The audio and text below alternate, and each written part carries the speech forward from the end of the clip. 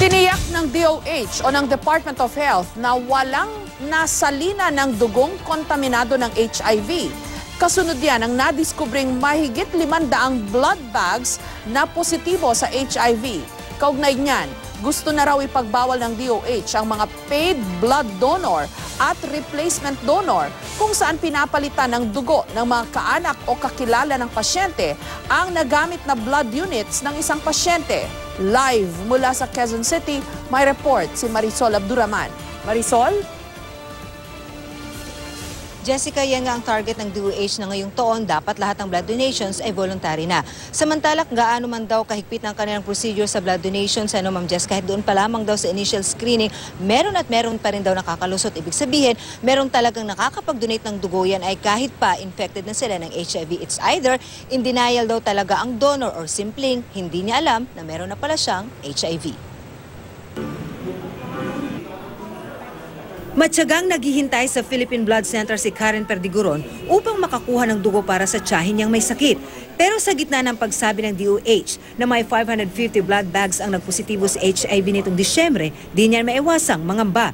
Siyempre, dugo po yung kailangan. Kung yung ililipat kong dugo, may disease din nakasama. Siyempre, may pag-aalinlangan din po. Pagtitiyak ng Department of Health, wala ni isa man sa mga blood units na ito ang nagamit at naisalin sa sinumang pasyente. Dapat hindi matakot yung mga kababayan natin kasi what we do if the blood tested positive, that is already discarded. Pero aminado rin ang Health Department. Dati nang nagkaroon ng mga insidenteng nahawa ng HIV ang isang pasyente matapos masalina ng kontaminadong dugo. Sa kanilang talak, simula 1984, 20 na ang kaso ng HIV dahil sa blood transfusion. 2 rito ang nangyari nito lang 2011. Nagmula daw ang dugo mula sa donor na hindi pala alam na infected siya. Kaya napakahalaga ang metikulusong pagsusuri sa blood donation. Ang Philippine Blood Center ang isa sa mga sumusuri sa mga blood donations na natatanggap ng Department of Health. Nitong Enero lang, may 7 blood unit naman ang kanilang na-test na positibo sa HIV. Isa lamang ito sa mga procedure na ginagawa dito sa testing section ng blood center, ang blood typing. Dito, isinasalang ang mga nakokolekta nilang sample para malaman kung ano ang blood type nito. Ang makinang ito ay kayang mag-test ng 160 samples sa loob lamang ng 2 oras. 4 na sakit ang ini-screen sa pamamagitan ng makinang ito, ang Hepa B, Hepa C, Syphilis at HIV. Hiwalay na makina naman ang sumusuri sa malaria. Gayunman pag-amin ng blood center, kahit gaano kahigpit ang pagsusuri, pwede pa rin may makalusot sa testing. Yung window period, yung time na hindi siya na-detect ng test, ibig sabihin, nakakuha niya na yung virus, it will take ng 21 days bago ma-detect ng machine na meron siyang sakit. Bilang paghihigpit, ang gusto ngayon ng Department of Health, tuluyan ang ipagbawal ang mga paid blood donor o yung mga nagbebenta ng kanilang dugo. Dapat din daw, mabawasan ang nakaugaliang replacement donor kung saan papalitan ng dugo ng mga kaanok o kakilala ng pasyente ang nagamit na blood units ng isang pasyente. For 2017, mawala na natin yung paid donors and mal-reduce natin substantially yung replacement donors.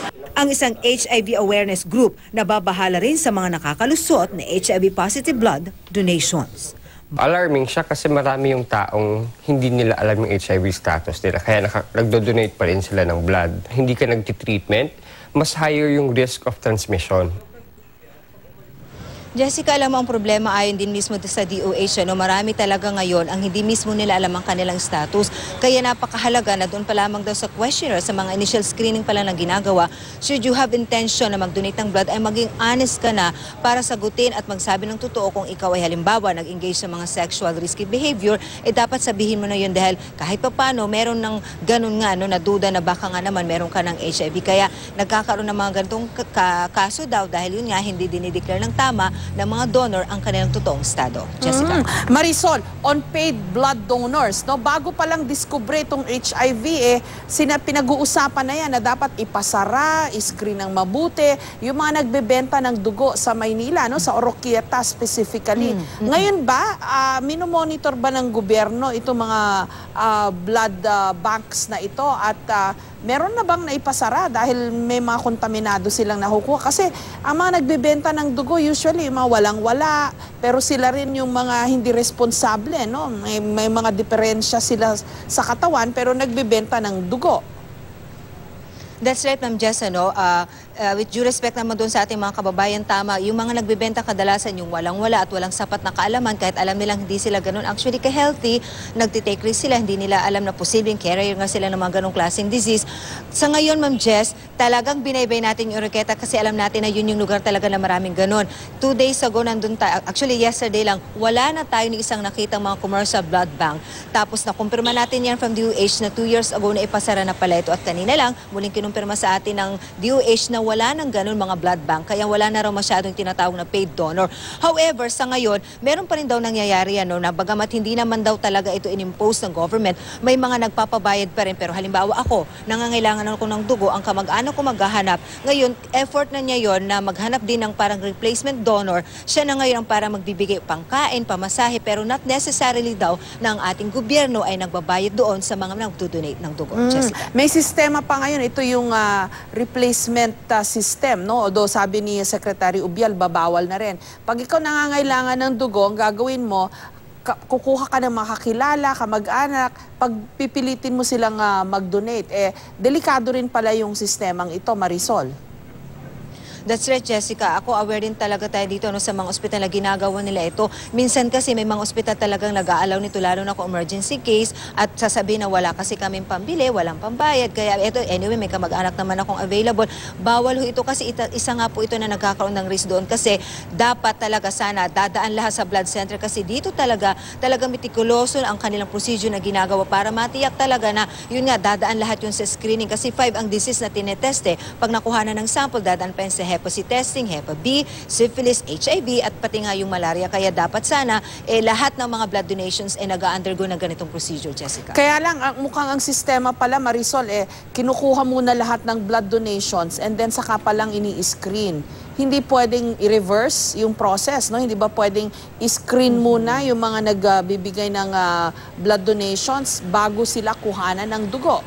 Kasi alam ko kulang din ng dugo ang Red Cross tsaka tayo mismo sa Kapuso Foundation maya meron tayong bloodletting activity. So ang nangyayari pala, kinukuhanan muna lahat ng dugo yung mga magdo-donate, testing later na lang.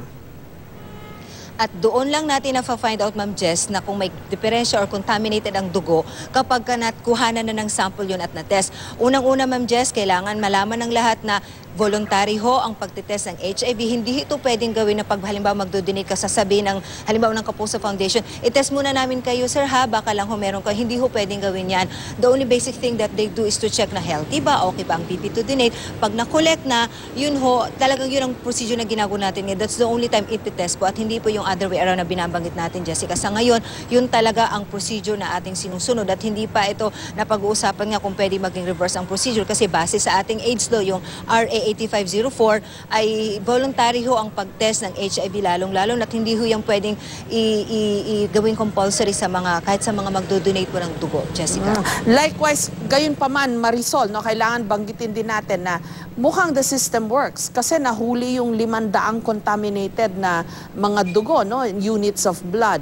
Pero, on the other hand din, nakaka-concern din na may 20 tayong HIV transmissions from blood donations. Ang sinasabi dito ng DOH, Jessica, nung unang panahon daw kasi, noon hindi pa daw ganito talaga kahigpit ang monitoring ng gobyerno. Bagamat halos same naman daw ang process, pero hindi pa daw talaga sophisticado, kamitikuloso, kaya kukumpara daw ngayon. Ngayon, pag meron silang nakukuhang mga data na ganito, talagang pinag-aaralan nila namang susi para hindi na raw nagkakaroon ng mga ganong kaso. The latest, in fact, na which we understand from DOH is yung 2011 na case. Tapos after that, wala na raw sumunod na kaso. Nangyayari daw kasi yan, yung tinatawag nilang window period. At ngayon, dahil mas metikuloso na tayo, mahigpit ang ating procedure, nami-minimize na yung mga ganitong klaseng insidente, Jessica. Maraming salamat sa iyo, Marisol Abduraman.